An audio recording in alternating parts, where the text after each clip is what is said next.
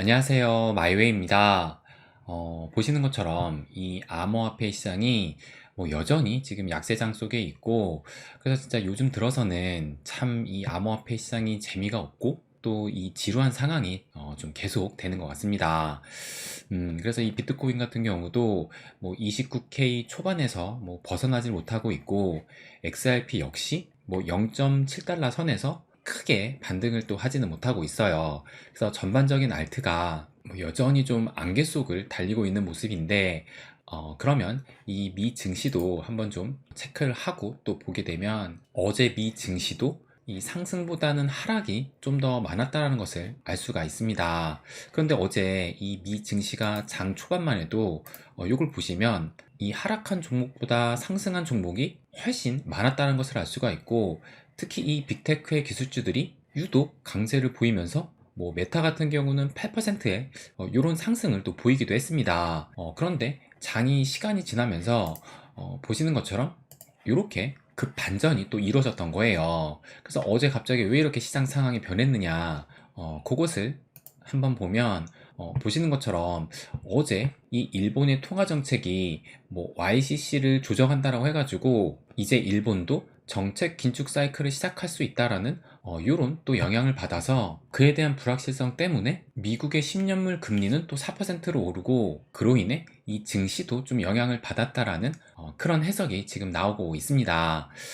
그런데 저는 이런 이유가 원인이 될 수는 있지만, 지금 상황에서 미 증시 같은 경우는 충분히 지금은 좀 쉬어갈 타이밍이다라고 생각을 해요. 그래서 보시는 것처럼 여전히 이 상승 추세 속에 그 상단에서 위치해 있고, 어제 하락으로 지금 요 정도 하락을 했을 뿐입니다. 그래서 이 지수로 보시게 되면 어제 반전 하락을 했다고는 하지만, 보시는 것처럼 뉴욕 3대 지수 모두 하락을 했는데, 그 하락폭은 보시는 것처럼 마이너스 0.67, 마이너스 0.64, 또 마이너스 0.55니까 그렇게 이 하락폭이 컸던 것은 아니에요. 그래서 종합적으로 봐도 미 증시 같은 경우는 여기에서 조금 더 조정을 받는다 하더라도 전혀 이상하지 않을 그런 위치에 있다라고 생각을 합니다. 그런데 그에 반면에 이 암호화폐 시장, 특히 비트코인 같은 경우는 이게 7월 25일 날 얼마 전에 나온 기사인데, 비트코인의 네트워크 7일 평균 온체인 거래량이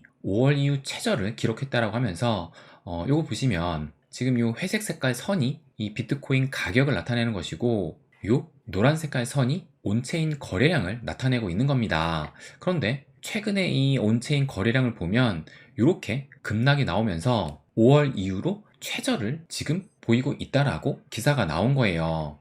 그러니까 이 암호화폐 시장에서도 대장이라고 볼 수 있는 이 비트코인의 트랜잭션이 최근 들어서는 이렇게 더 급격하게 감소하고 있다는 얘기입니다. 그런데 또 실제 거래량도 보시면, 지금 이게 거래량 순위로 이렇게 나열을 한 것인데, 지금 거래량 1등이 뭐냐면 리플로 거래 대금이 1660억 원 정도 되고, 그리고 2위가 비트코인으로 한 1480억 원 정도 돼요. 그리고 이 3위는 스텔라 루멘인데, 보시면 1천억도 되지가 않습니다. 그러니까 얼마 전에 이 리플이 급등을 했을 때만 해도 그때 거래 대금이 3조가 넘게 나왔었는데, 지금은 또 다 빠져가지고 이제는 1조는커녕 2천억 원도 안 된다라는 거예요. 그러니까 그만큼 지금 이 암호화폐에 자금이 들어오고 있지 않다라는 겁니다. 그런데 이건 이제 우리나라의 거래량으로 볼 수가 있는 거고, 그럼 전 세계로 한번 보게 되면, 이게 이제 구글 트렌드로 XRP로 검색을 했을 때 전 세계 요 관심도가, 보시는 것처럼 얼마 전에 이 약식 판결 이후로 최근의 관심도는 이렇게 증가는 하긴 했어요. 하지만 한창 불장이었을 2021년에 대비하면 여전히 낮은 상황이라고 볼 수가 있고, 그런데 이것을 비트코인하고 한번 비교를 해볼게요. 그래서 여기다가 비트코인이라 쓰고 검색을 해보면, 보시는 것처럼 이 빨간색 선이 이 비트코인을 나타내는데, 최근에 이 XRP의 관심도가 소송 판결로 인해 증가했다라고는 하지만, 보시는 것처럼 비트코인하고 비교해서는 월등히 또 차이가 납니다. 그런데 또 이 비트코인만 보면, 보시는 것처럼 2021년과 비교해서는 거의 완전히 바닥 수준에 있고, 그리고 또 올 연초에 대비해서도 지금 계속 이렇게 지속적인 감소 추세에 있다는 걸 또 알 수가 있어요. 그러니까 여전히 지금 우리나라뿐만 아니라 전 세계적으로 봤을 때도 뭐 비트코인이나 이런 암호화폐에 대한 관심이 점점 멀어지고 있다는 얘기입니다. 뭐 그도 그럴 것이 이 미 증시만 본다 하더라도 요건 이제 S&P 500의 차트인데 보시는 것처럼 올해 들어서 이렇게 이 상승 추세 속에서 계속 상승을 보이고 있고, 그래서 심지어 이 상승 채널의 상단까지도 돌파를 하면서 강세를 또 보이고 있습니다.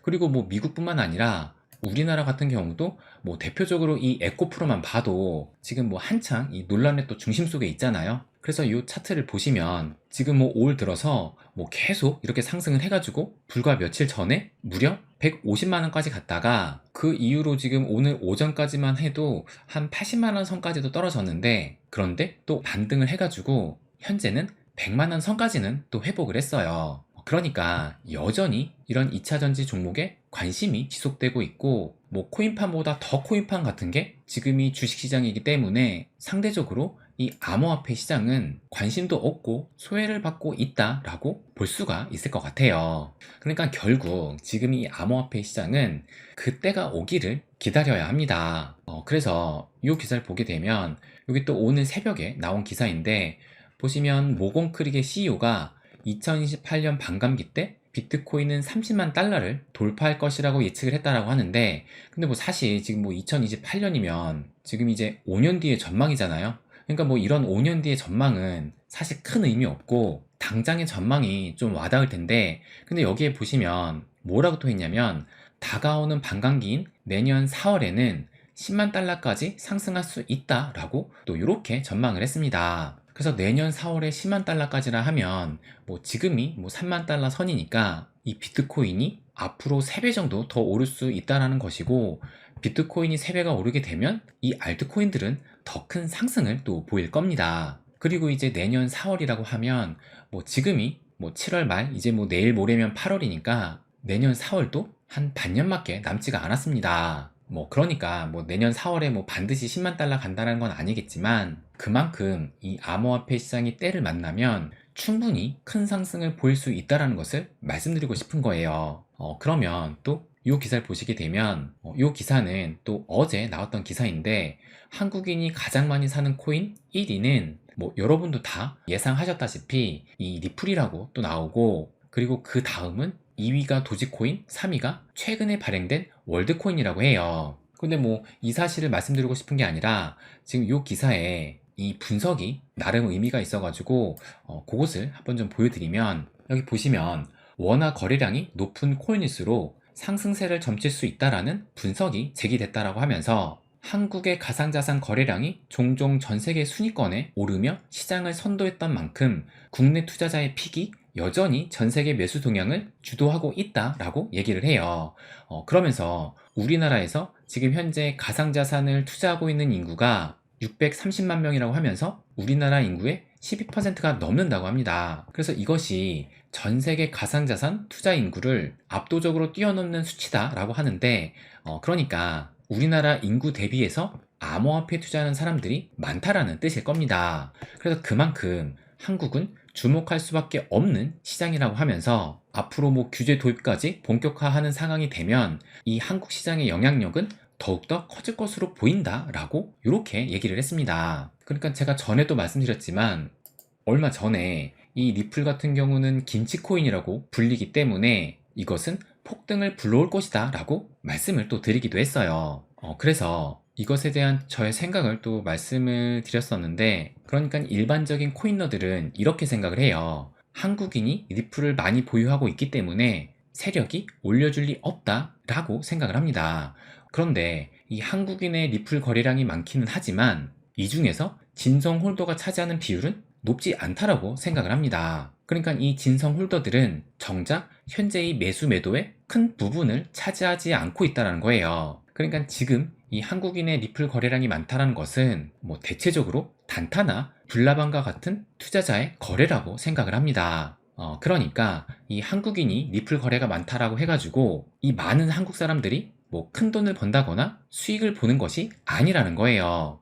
그래서 얼마 전에도 제가 이걸 또 보여드렸지만, 현재 투자한 코인 중에서 가장 손실이 큰 알트코인이 무엇이냐라는 이런 질문에 그렇게 가격이 많이 상승했는데도 1위가 XRP였습니다. 그래서 한국인이 많이 거래를 하고 또 많이 보유를 하고 있다는 것이 리플이 앞으로 가격이 오르지 못할 이유가 되는 것이 아니라 이 한국인의 리플 거래량이 많다는 것은 그만큼 이 펌핑을 시킬 원료가 많다고 해석을 해야 된다고 생각을 합니다. 그래서 이 리플을 거래하는 많은 한국인들이 이 리플 가격이 또다시 불이 붙게 되면 여기에 휘발유 역할을 하는 그런 상승 원료로 쓰이게 될 거예요. 그래서 좀 전에도 말씀드렸지만 이 모든 것이 그때가 와야 되는 것이고 그 타이밍이 맞춰진다라면 뭐 비트코인뿐만 아니라 뭐 리플, 뭐 갈라, 뭐 도지코인 이런 좀 굵직굵직한 코인들은 충분히 이 상승을 할 수 있다라고 생각을 해요. 그러니까 지금 이 암호화폐 시장이 뭐 여전히 이렇게 좀 재미없고 지루한 시장이지만 지금은 이 기다림과 인내의 영역이라고 생각을 합니다.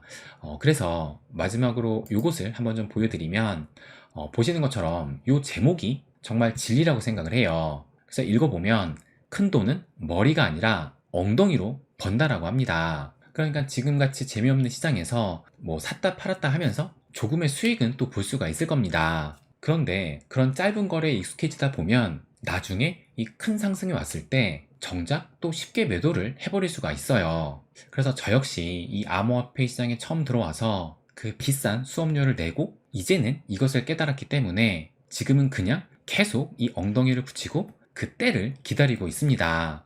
그래서 지금 뭐 이런 시장이 너무 지루하고 또 불안할 수도 있지만 이 격언, 큰 돈은 머리가 아니라 엉덩이로 번다. 이 말을 마음에 새기면서 지금 이 시장을 견뎌내야 되지 않을까 생각을 합니다. 네, 그럼 오늘은 여기까지 하겠습니다. 항상 제 이야기 끝까지 들어주셔서 감사드립니다. 부자가 되는 길, My Way.